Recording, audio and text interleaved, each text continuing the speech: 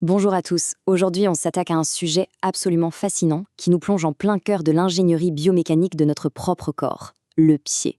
Alors, oubliez tout de suite les idées reçues sur le simple oignon disgracieux qui frotte dans la chaussure. Franchement, c'est bien plus profond que ça. Notre objectif dans cette explication détaillée, c'est d'explorer la physiopathologie de l'hallux valgus. C'est une déformation structurelle complètement captivante qui, vous allez le voir, défie carrément les lois de la statique humaine. Préparez-vous à redécouvrir notre squelette sous un angle ultra dynamique. Pour vraiment saisir l'immense complexité de ce qui se passe dans notre pied, gardez ce chiffre en tête. 150. 150.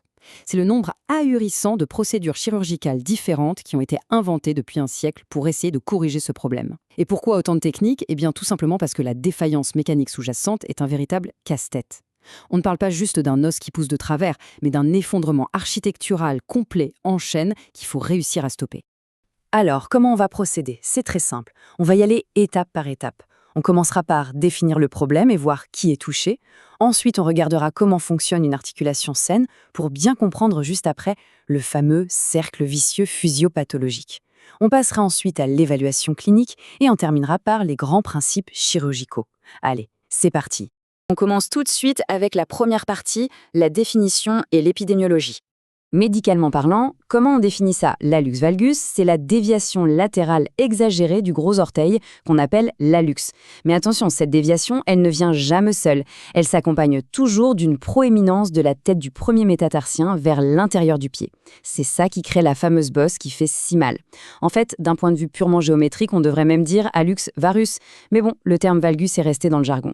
Le point clé à retenir ici, c'est qu'il s'agit d'un trouble morphostatique vraiment sévère.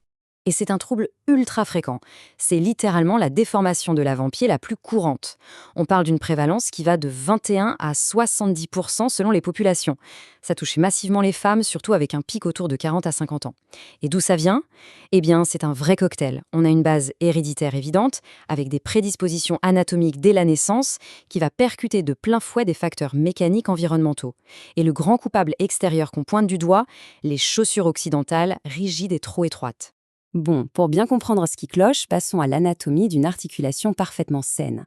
L'ingénierie d'un pied en bonne santé repose sur un duo très discret mais essentiel, deux petits os qu'on appelle les sésamoïdes. C'est fascinant, ils sont littéralement incrustés à l'intérieur des tendons. Leur mission?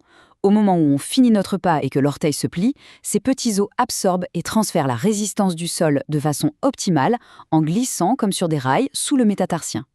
C'est un équilibre dynamique bluffant, où les muscles gardent l'orteil parfaitement dans l'axe, sans forcer sur les ligaments. Et c'est là qu'on entre dans le vif du sujet. Comment ce système parfait déraille-t-il? C'est notre troisième point. Tout bascule avec ce qu'on appelle l'anatomopathologie. L'hallux valgus, c'est une double fracture de la géométrie du pied. D'un côté, on a le valgus phalangian, la première phalange dévie vers l'extérieur, de plus de 10 degrés, et en réponse, boum, le métatarsien part dans le sens inverse, vers l'intérieur du corps. C'est le métatarsus varus. Imaginez vraiment un effet ciseau. Ce double mouvement en ciseau, c'est l'étincelle qui déclenche l'effondrement architectural global. L'os et l'articulation se désaxent complètement. Et une fois que cette déviation initiale est là, la mécanique devient impitoyable. Elle va s'auto-aggraver à une vitesse folle. L'analogie parfaite, c'est celle de l'arc et de la flèche. Les tendons qui longent notre orteil se comportent exactement comme la corde d'un arc. Dès que l'os commence à plier, ces tendons hyper puissants prennent le chemin le plus court. Ils se mettent à tirer de plus en plus fort l'orteil vers l'extérieur. L'orteil tourne sur lui-même, en pronation, ce qui fait carrément déboîter les sésamoïdes dont on parlait tout à l'heure. Le résultat, l'articulation se bloque et tout l'avant-pied est désorganisé de façon quasi irréversible. C'est ça qui est dingue, et ça illustre brillamment la tragédie de cette biomécanique. Dans un pied sain, les muscles plient et étendent l'orteil avec une fluidité incroyable. Mais dans le pied pathologique, le déboîtement change littéralement la fonction même de nos muscles. À cause d'un jeu de poulies totalement faussé, les muscles qui devaient nous aider à plier l'orteil deviennent des muscles qui tirent l'orteil de travers. En gros, à chaque pas que vous faites, votre propre anatomie se retourne contre elle-même et aggrave le problème. Alors, comment ce chaos mécanique se traduit-il quand on passe des examens? C'est notre quatrième partie. Ce qui est vraiment intéressant en clinique, c'est qu'on peut cartographier ces forces avec une précision mathématique. Sur des radios faites debout, on va scruter des angles bien spécifiques. L'angle M1-P1 nous donne la sévérité de la déviation de l'orteil, tandis que l'angle M1-M2 mesure l'écartement du métatarsien. On regarde aussi l'angle DMAA, qui nous dit comment le cartilage est orienté. Bref, la simple petite bosse visible à l'œil nu cache en fait un désalignement 3D majeur qu'il faudra corriger au millimètre près. Et le truc, c'est que cette équation ne se résout pas de la même manière pour tout le monde. La maladie se présente très différemment selon la biologie de chacun. Par exemple, chez un adolescent, c'est souvent une forme juvénile liée à la forme même de l'os, mais l'articulation reste bien emboîtée.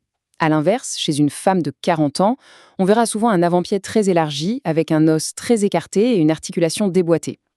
Et chez les personnes âgées, malheureusement, on observe le stade final de notre fameux cercle vicieux, une destruction totale de l'articulation. Ce qui nous amène à notre dernière partie.